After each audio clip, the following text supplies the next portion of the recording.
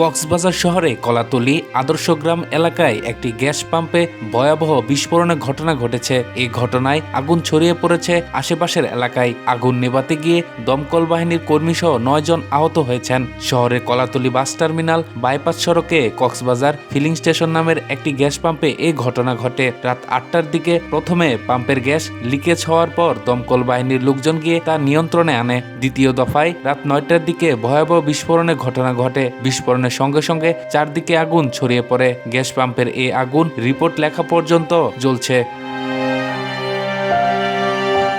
দমকল বাহিনীর 7টি ইউনিট আগুন নিয়ন্ত্রণে আনার চেষ্টা করছে।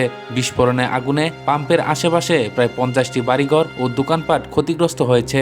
জেলা প্রশাসন সহ আইন শৃঙ্খলা বাহিনীর লোকজন মাইকিং করে লোকজনকে নিরাপদ স্থানে সরিয়ে নিচ্ছে। বিস্ফোরণের পর বাস টার্মিনাল থেকে শহরের বাইপাস সড়কের যানবাহন চলাচল বন্ধ হয়ে গেছে।